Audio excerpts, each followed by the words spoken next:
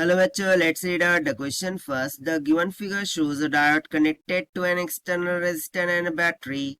If barrier potential developed across the diode is 1 volt, then the value of current in the circuit will be. So आप देख सकते हैं हमें एक circuit given है जिसमें डायोड के साथ सीरीज में 100 ओम की रेजिस्टेंस जोड़ दिया है और इस सीरीज कॉम्बिनेशन को बैटरी जिसका वोल्टेज है 5 वोल्ट उसके साथ जोड़ दिया है। सो हम बताना है सर्किट में से फ्लो होने वाला करंट कितना होगा। सो बहुत ही बेसिक सा क्वेश्चन है, चलिए स्टार्ट कर देते हैं हम सॉल्यूशन से। But before of it, let's talk about the key concept which we are going to use here for this question. So यहाँ पर हमें some concept देखना होगा regarding the diode. अब डायोड के बारे में हम क्या कॉन्सेप्ट यूज करेंगे। सो बेसिकली देखिए डायोड के दो टर्मिनल्स होते हैं, एक हो जाता है पी टर्मिनल, दूसरा हो जाता है एन। जब हम डायोड के पी टर्मिनल को बैटरी के पॉजिटिव से और एन टर्मिनल को बैटरी के निगेटिव से जोड़ते हैं, उस टाइम पर हम बोल देते हैं diode is said to be in forward bias. और यदि वो फॉरवर्ड बायस में होगा तो उसी टाइम पर वो क्या करता है, कंडक्ट करता है।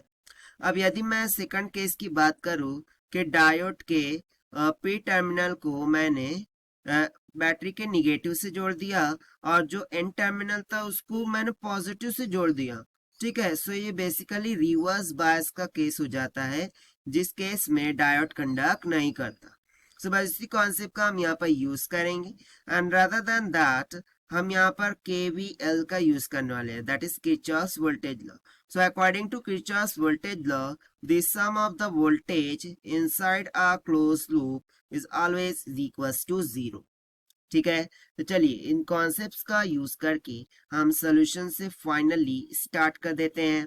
तो सबसे पहले तो मैं डायोड की कंडीशन चेक करता हूँ। सो देखिए बैटरी का पॉजिटिव यहाँ पर आ रहा है, ये बेसिकली पी टर्मिनल है, ये एन टर्मिनल है। पी टर्मिनल को पॉजिटिव मिल रहा है, एन टर्मिनल को निगेटिव मिल रहा है। दैट मीन्स डायोड किस में है, फॉरवर्ड बायस में। हमारा डायोड किस में हो गया है, फॉरवर्ड बायस में हो गया है, यानी कि वो कंडक्ट करेगा ना। एज पर द क्वेश्चन वो कंडक्ट करेगा, दैट मीन्स वो एक स्मॉल बैटरी में कन्वर्ट हो जाएगा जिसका वोल्टेज हमें यहाँ पर दे दिया है, दैट इज 1 वोल्ट के बराबर।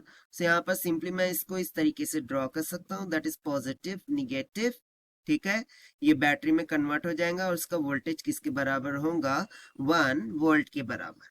ठीक है, अब हम क्या करते हैं, सेकंड कंसेप्ट लगाते हैं KVL। सो मैं इसको इस तरीके से लूप कंसीडर कर लेता हूँ एंड लेट्स सपोज कि करंट I इसमें से फ्लो हो रहा है। ठीक है, सो देखिए मैं बैटरी के पॉजिटिव की जानिब जा रहा हूँ। सो अकॉर्डिंग टू KVL ये क्या हो जाएगा, पॉजिटिव ऑफ 5 वोल्ट। नाउ मैं डायोड के P टू N टर्मिनल की जानिब जा रहा हूँ, यानी कि मैं निगेटिव टर्मिनल की तरफ जा रहा हूँ। सो ये सिंपली हो जाएगा माइनस का 1 वोल्ट। देन मैं जिस दिशा में जा रहा हूँ उसी दिशा में करंट फ्लो हो रहा है, that means I need to take here the minus of 100 into I according to the rule of Kirchhoff's voltage law, right? And ये समीशन किसकी इक्वल होने चाहिए, 0 के इक्वल। मुझे फाइंड करना है करंट की वैल्यू। सो यहाँ से मैं सिंपली बोल दूंगा कि 100 times of I this will be equals to 5 minus 1, कितना हो जाएगा 4। सो यहाँ से I will be equals to 4 divided by 100 will comes out 0.04 ampere. But यहाँ पे हमें ऑप्शन में दिख रहा है क्या, नहीं। सो क्या मैं इसको इस तरीके से लिख सकता हूँ, 40 into 10⁻³ ampere and also I can write down this as 40 milli ampere के बराबर। ठीक है, तो सर्किट में से फ्लो होने वाला करंट कितना मिल गया, 40 मिली एम्पियर के बराबर। ये हो गया हमारा आंसर और इसको हमने सॉल्व किया है by using the concept of diode and Kirchhoff's voltage law से। Now let us take the option.